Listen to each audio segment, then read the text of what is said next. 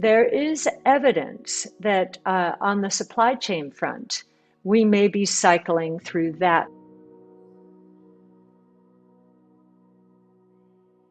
more than many people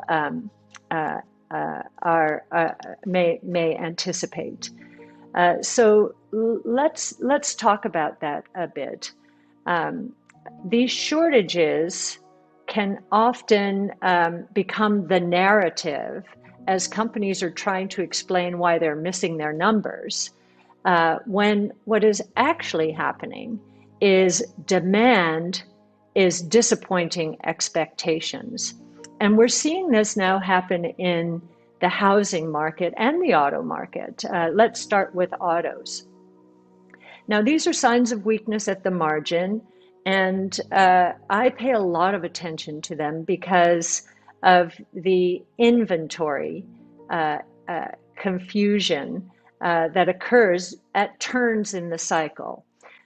So auto sales, for example, in July were 14.75 million units in the United States. This is a US number. Now, that disappointed expectations of roughly 15.4 million. And that 15.4 million estimate was made with the full knowledge that chip shortages are causing supply chain problems in the auto sector.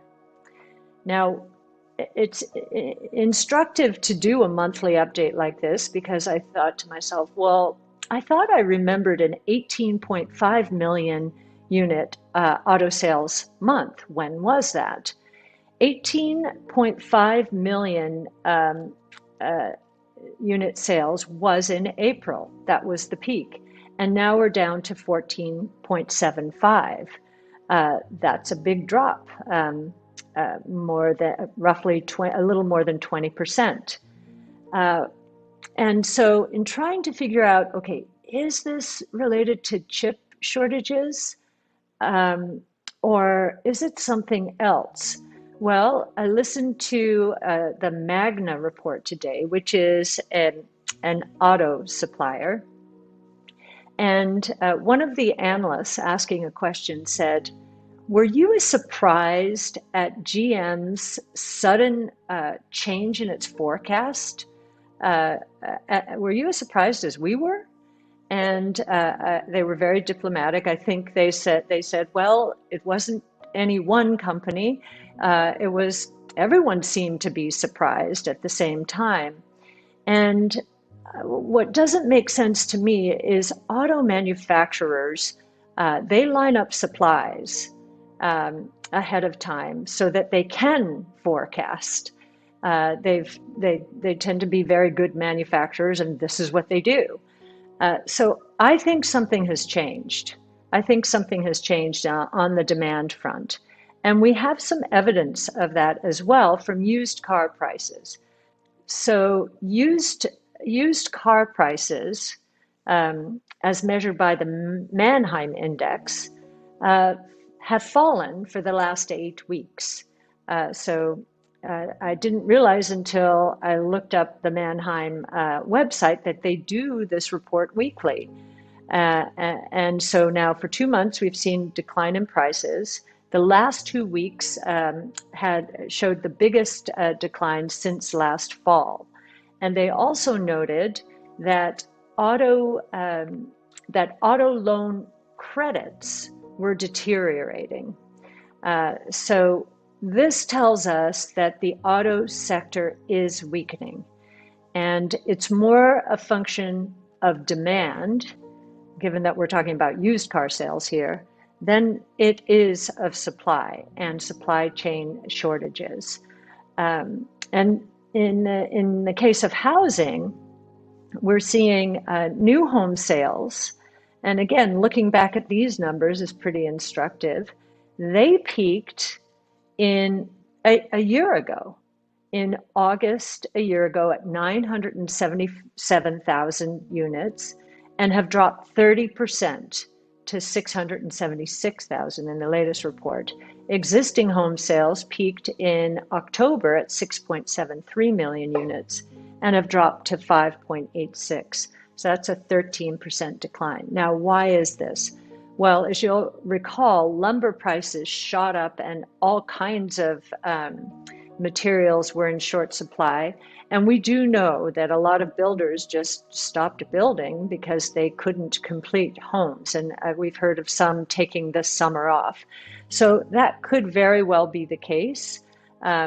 We also note that pending home sales are down 3.3% on a year-over-year basis. Capital may be flowing to our economy and other developed markets, and maybe other emerging markets from China because of what has happened recently.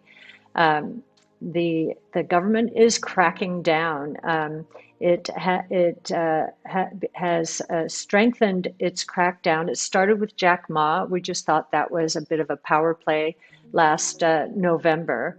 But that was really the beginning of a number of moves having to do with data privacy, data leakage. Data leakage would be DD, which right after it IPO'd, the government basically, in effect, is trying to shut it down.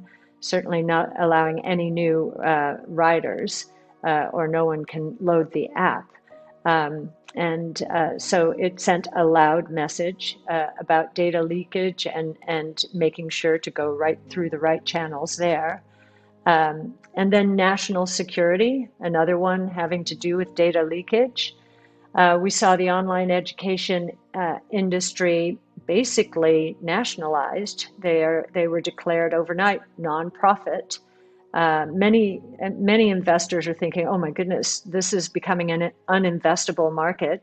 We're not so sure. I think China's making it clear that it's less interested in feeding the digital part of the economy and much more interested in becoming much more self-sufficient on the manufacturing side of the economy. But in describing what it believed had happened to the online education sector, it said it had been hijacked by capital. And I think there's a focus on the mega caps there and the wealth created by them and the divide that has arisen. And I think online education was a real thorn in the side, because what we were seeing is the very wealthy were able to send their children to online tutoring sessions, which cost a pretty penny, and train for all the exams that they would need to take to get into the best schools in the world, whereas the rest of the population did not enjoy that.